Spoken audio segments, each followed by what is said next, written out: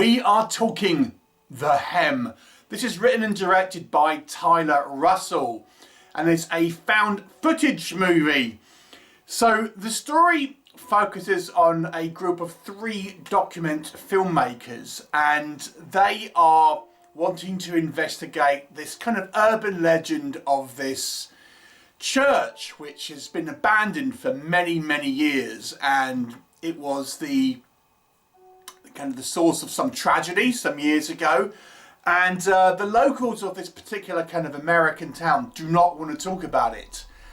So they start off the investigation talking to local townsfolk and stuff, and they basically managed to get this caretaker of this now kind of closed up and locked up church to let them in to have this kind of investigation, but they have to be out before dark.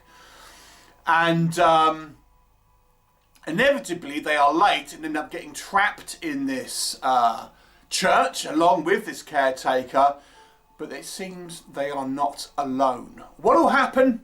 You'll have to watch the movie and find out.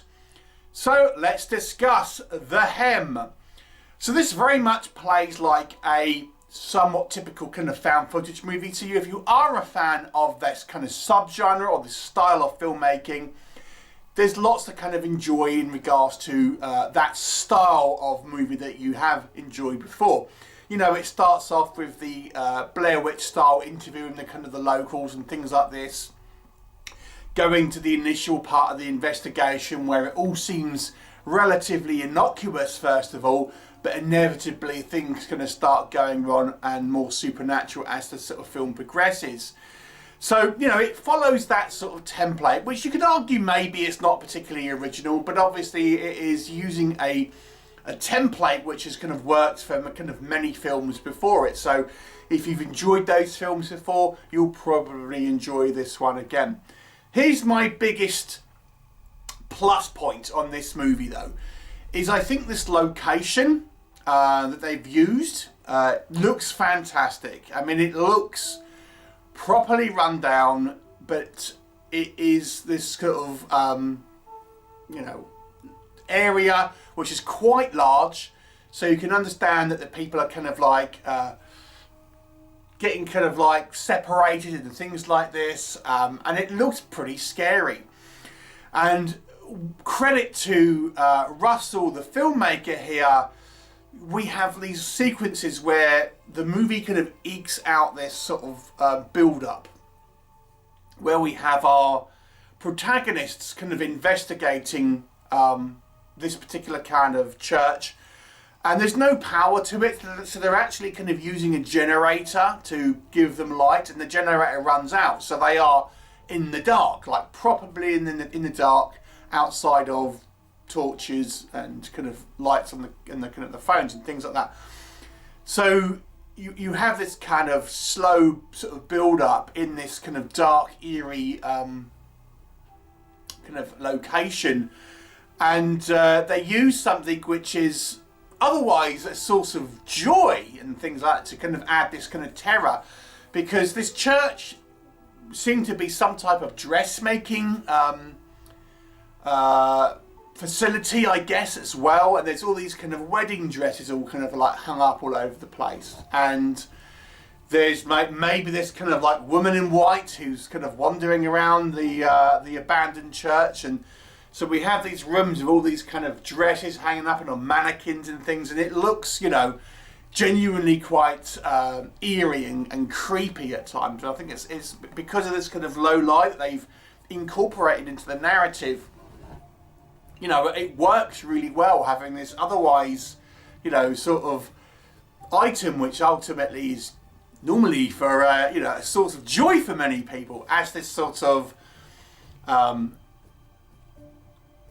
item that which is genuinely kind of quite creepy in this context of this movie. So I thought that was kind of well done. I think the acting is pretty solid. I often compare films when they have depictions of fear in characters, and a lot of the times I feel that in movies that we have our group of protagonists in this kind of situation, and they don't really feel like they're showing a legitimate level of fear. Now, there's one particular character in this movie who absolutely kind of is freaking out, and you can arguably say, oh, this girl's just screaming and crying the whole time and it's a bit annoying, and that may be fair, but I appreciate the fact here that this person is legitimately kind of freaking out and is terrified, and that sort of comes across on screen, and I appreciate that, because I feel so often horror movies tend to have this sort of Hollywood version of fear and things like that, and I always say look at prank videos and things like that. That's how people act to do this kind of stimuli. They freak out, and this movie does do that, at least with this one particular character. But that's not to say the acting is poor with anyone else. I actually thought the acting was all fine throughout the movie. The movie also kind of introduces a second lot of characters in the form of the police, who come to investigate later on, and they kind of are using their body cams, and they have their kind of gun outstretched and things, so it almost feels like a first-person shooter, like a horror version of a first-person shooter, for those kind of sequences kind of in the last sort of act of the movie, which again I think was quite good, and we had these kind of like long build-ups and stuff. The movie does do a couple of cheats, and this is a double-edged sword, and I'm going to come onto this in the negatives, but it does use kind of musical swells to give more of a creepy vibe here. And yeah, I guess it does give more of a creepy vibe. But this now transitions into what doesn't work. I think the movie kind of cheats in the format of found footage by having a few things like musical swells. It's not a full-on soundtrack by any means, but when we are meant to kind of buy into the fact that we're watching, you know, found footage, it's not going to have edited music on it or musical swells, and as such it sort of takes away a little bit from the experience of a true found footage movie, where you are buying into the kind of the concept of you are watching this footage which has been recovered for whatever reason.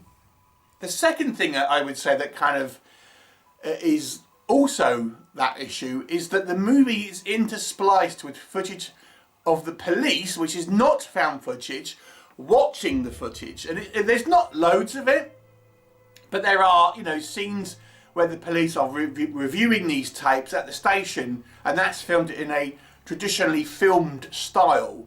So we have almost a hybrid movie. I mean, the found footage is like 95% of the footage, but this kind of 5%, as I say again, sort of takes away from that believability and that kind of like the actual concept of a found footage is somewhat lost because of those couple of things. Another element which is sort of to do with that is the editing here. I've got to say, I think the movie is a little bit guilty of having these kind of jump moments, the scary moments, the moments where we have encounters with the supernatural, and then edits, and then the hard cut. And I could believe maybe that the footage has stopped at some point, you know, something jumps out at you, and for whatever reason the footage stops at that point, but it does it like 3 or 4 times, and I'm thinking, oh, come on. Well, I can maybe get once that has happened in the context of the story, but it just feels like you're having these kind of jump out moments, and then we don't see the follow-up because the movie has this edit and then goes to like another camera or something else. And again, in the context of a found footage movie, these cameras, there's not going to be someone pressing the stop button at this point. You know, I can get, as I say, maybe the camera battery goes dead at some point, but not multiple times in the movie. And it's like, again, it sort of behooves the mechanics of a found footage movie, and of course it feels like a little cheap, where we have these kind of elements where something happens, something more overt happens, and then the movie cuts. There's even one moment where the actual footage continues, and we see like an apparition, then it sort of disappears. But then the police don't really kind of question it. That's the only time I felt the acting, and it's probably more the direction, if I'm honest. You know, we have something where they see something right in front of them, and then there's hard edit, which looks a bit ropey, I've got to say, and then that entity isn't there anymore, and the police just kind of carry on. That to me was the only element where I would say the acting, and I would say it's probably more the direction, didn't quite ring true to me. I think more could have been done with the actual supernatural elements in regards to the visualization of what we are seeing, because we do see some stuff, but I would have liked it to gone a little bit further and leaned into a little bit more of a supernatural edge to it, because I think what we do see is maybe a little bit disappointing. I'm going to be honest with you. That's all I'll say. I don't want to kind of say too much on that. But I think I would have liked to have seen more of a overt, scary image, or scary kind of like imagery on screen, maybe, you know.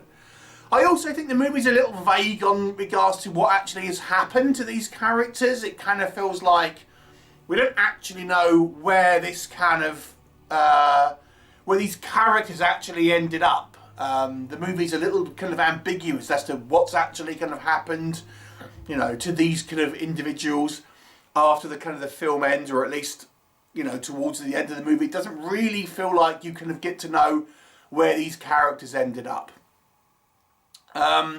So these kind of detracts from what otherwise is a fairly kind of well-made sort of found footage. And as I've mentioned at the beginning, the movie's nothing new, to be honest with you. I mean, it's a fine movie in regards to the, you know, a kind of a found footage movie outside of the bits I've mentioned, but it is very much a kind of a pretty typical kind of found footage movie in many ways, without really kind of like having elements here that kind of set it apart from anything else. That being said, I think the general creepiness of the kind of the build-up of this movie and its location, and just the kind of like the sticking to a somewhat tried and tested formula, still makes it a very watchable film in many ways. So I'm going to give it a 6 out of 10. It succeeds, but it doesn't kind of go beyond really more that you've seen before. Would you watch it based on what I've told you? Have you seen it? Please let me know your thoughts, and I will see you next time.